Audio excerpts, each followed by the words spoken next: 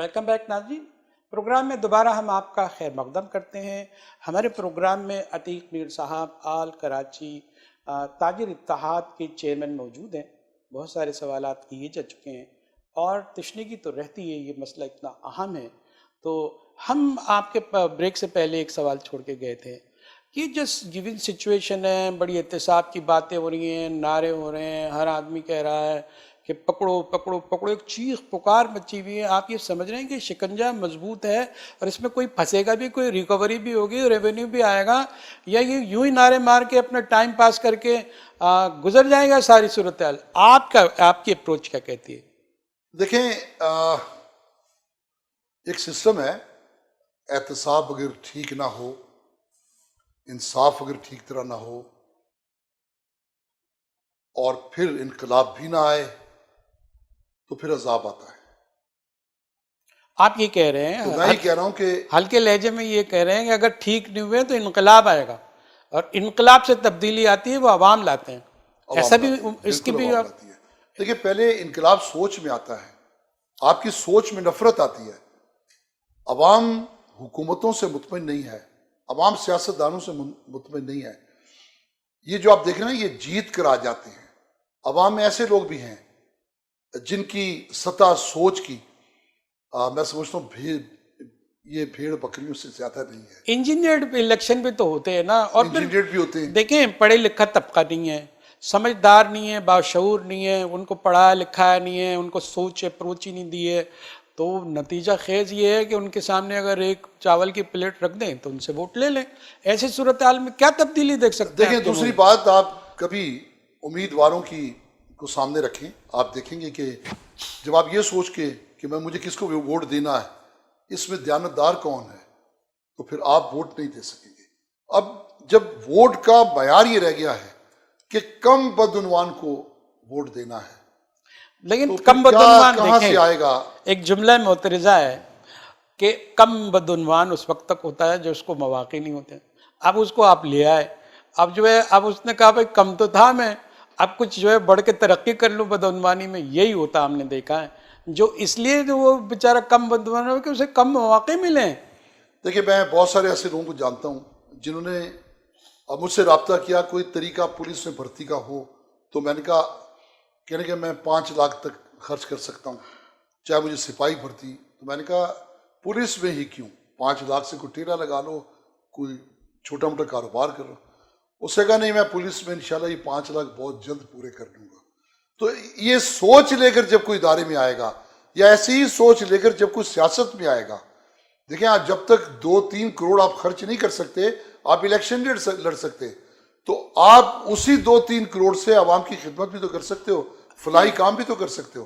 لیکن آپ یہ سوچ کر آتے ہو، آپ انویسٹمنٹ کر کے آتے ہو، جس طرح آپ نے فرمایا کہ وہ پھر کروڑوں کماتا ہے، تو جہاں یہ سوچ ہوگی تو وہاں تو یہ نظام اسی طرح چلے گا۔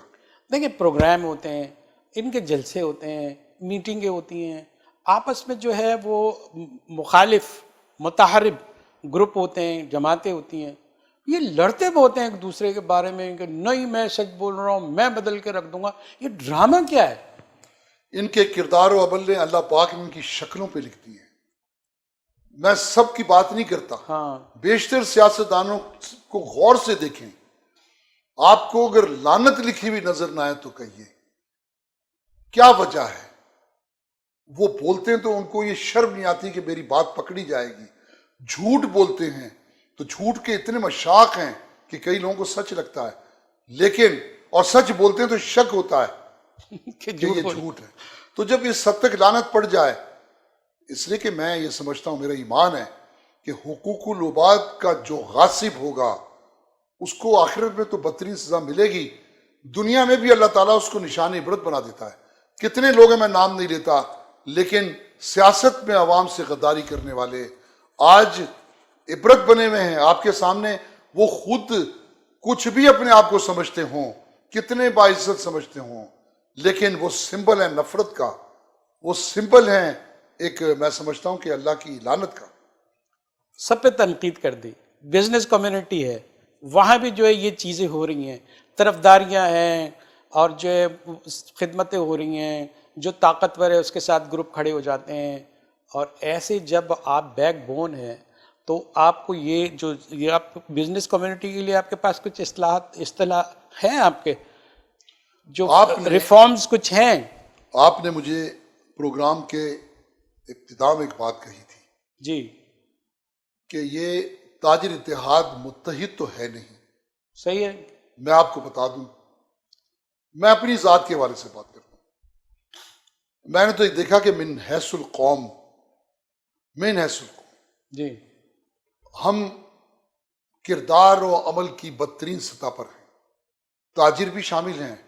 یہ جو آپ نے دیکھا کرونا جب آیا تو کس طریقے سے بعض لوگوں نے کروڑوں روپے کمائے، کس طرح اشیاء بازاروں سے غائب ہوئی.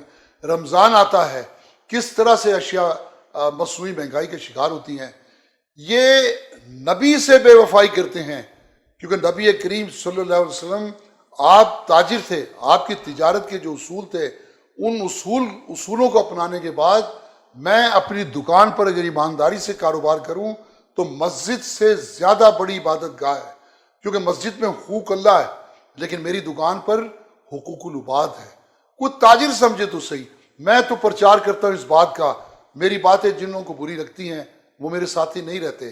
میں آج سچ کی بنیاد پر، حق بولنے کی بنیاد پر، میرے دشمنوں کی بہت بڑی فوج ہے، لیکن میں یہ سمجھتا ہوں کہ یہ ایک سجدہ جسے تو گراں سمجھتا ہے، یہ ایک سجدہ جسے تو گراں سمجھتا ہے، تمام سجدے سے دیتا ہے آدمی کو نجات. جب میں نے آپ کو مدعو کیا فون پہ کہ آپ تشریف لائیے، آپ لیڈر ہیں، آپ کے مسائل ہیں، اب کراچی کا مسئلہ ہے، آپ کراچی کے لیڈر ہیں، بزنس کمیونٹی کے لیڈر ہیں، تو آپ نے کچھ مایوسی کا اظہار کیا کہ یار 35 سال ہو گئے میں بولتا رہا ہوں، ہوا کیا ہے؟ تو آپ کی یہ جو مایوسی ہے وہ کس حد تک ہے، اور آپ کوئی روشنی دیکھ رہے ہیں یا دکھا سکتے ہیں کہ ہم اس مایوسی سے نکل سکیں جو ہمارے لیڈرز تک میں آ گئی ہیں، جو سچ کے قائل ہیں اور سچ کے ثبوت بھی ہیں؟ آپ بھی ایک اس کے اندر شامل ہیں. سید صاحب، میرا پیغام میرے سننے والوں کو اس سوال کے حوالے سے یہ ہے کہ مجھے ہے حکم ازاں لا الہ الا اللہ. ایک مؤذن جب اذان دیتا ہے تو وہ نہیں جانتا کہ کتنا نمازی آئے گا. اس کی آواز 10,000 لوگ سنتے ہیں. مسجد میں 200 آدمی آتے ہیں، 2 آدمی آتے ہیں یا 2,000 آتے ہیں، اس کی جوابداری نہیں. جو مجھ سے بن پڑتا ہے میں کہتا ہوں. اور پھر ساری باتیں بالکل ٹھیک ہیں، پھر مایوسی کیسی؟ میں مایوس نہیں. آپ کھڑے رہے نا. جب میری ذات دیکھیں، میں فریضہ ادا کرتا ہوں. صحیح. اسلام کے 5 جو ارکان ہیں اس میں ایک جہاد ہے. تو یہ بھی جہاد ہے. جب لسان ہے نا آپ، یہ بھی جہاد ہے. اگر آپ برائی دیکھیں چپ رہیں تو آپ اس برائی کے شریک ہیں. ظلم دیکھیں اور چپ رہیں، حسب توفیق، حسب طاقت آپ اس کا جواب نہ دیں تو آپ ظالم کے مددگار ہیں. میں اس جرم میں الحمدللہ شریک نہیں ہوں، میں کہتا ہوں. لیکن دکھ ہوتا ہے کہ کوئی سنتا نہیں. دکھ ہوتا ہے کہ کہیں بہتری نہیں آ رہی. ہر آنے والا دن برائی میں اضافہ کرتا ہے. لیکن ہر رمضان کے بعد نمازیوں کی تعداد اگر کم ہوتی ہے تو نہ تو مؤذن اذان دینا چھوڑتا ہے نہ مایوس ہوتا ہے. میں بھی اسی مؤذن کی طرح ہوں. میں کہتا رہوں گا. آپ نے جو سوالات پوچھے میں نے سچائی کے ساتھ ان کے جوابات دیے. مجھے کوئی خوف نہیں ہے، کوئی ڈر نہیں. ساری چیزیں آپ نے بات کی، اور یہ بھی بات کی کہ آپ کا کام جو ہے اذان دینا ہے، کوئی آئے یا نہ آئے. لیکن آپ کی جو فیک قسم کی جو وہ بن گئی ہیں، یونین ایسوسیشنز بن گئی ہیں، اور وہ کام وام تو کرتی نہیں ہے. وہ لگتا ہے کسی سے پیچ اپ ہے ان کے مفادات کہیں جڑے ہوئے ہیں. میں سب کو نہیں کہتا، لیکن یہ ضرور مجھے یہ دیکھتا ہوں کہ وہ ایسی باتیں کرتے ہیں جن کا ان کا لپ سروس کے علاوہ کوئی رول نہیں ہے.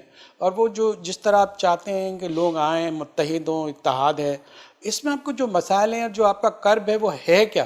کرب یہ ہے کہ ہم جس ملک میں رہتے ہیں وہ اسلام کا قلعہ ہے، ایٹمی طاقت ہے.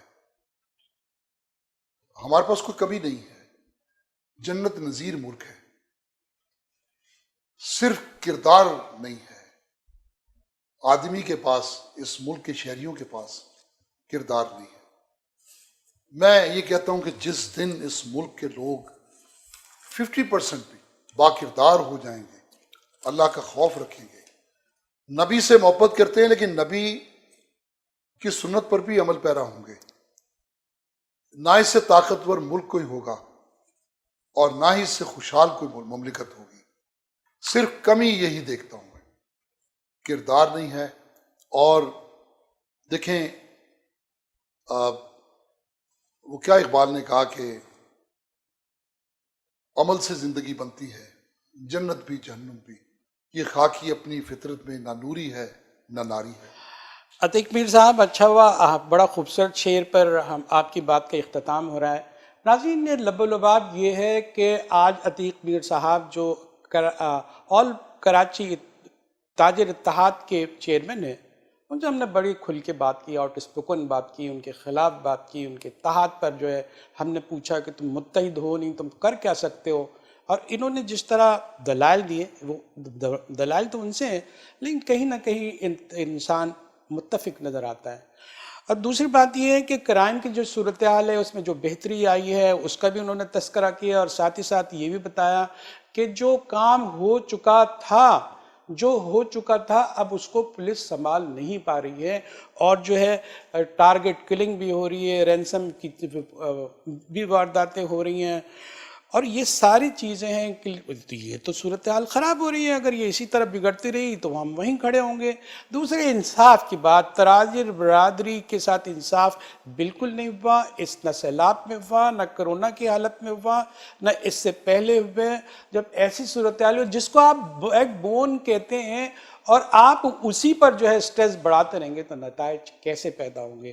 ایک بات اور بھی آپ نے کہی ہے کہ جو صورتحال آپ نے بتائی ہے کہ دیکھیں وہ جو چاہتے ہیں، میں نے کہا ان باتوں سے ایک سوال ہم نے رکھا تھا کہ ان باتوں سے حاصل کیا ہے؟ آپ باتیں کریں، غصہ دکھائیں، اور جو ہے ہوتا جاتا تو کچھ نہیں۔ انہوں نے کہا کہ میں تو اذان دینے کے لیے آیا ہوں، جو کوئی سنتا ہے، کوئی آتا ہے، میرے شانہ بشانہ کھڑا ہوتا ہے اور اللہ کی بڑائی اور بزرگی بیان کرتا ہے تو مجھے خوشی ہے۔ اگر کوئی نہیں آتا ہے تو میں زبردستی سے اس کو نہیں لا سکتا۔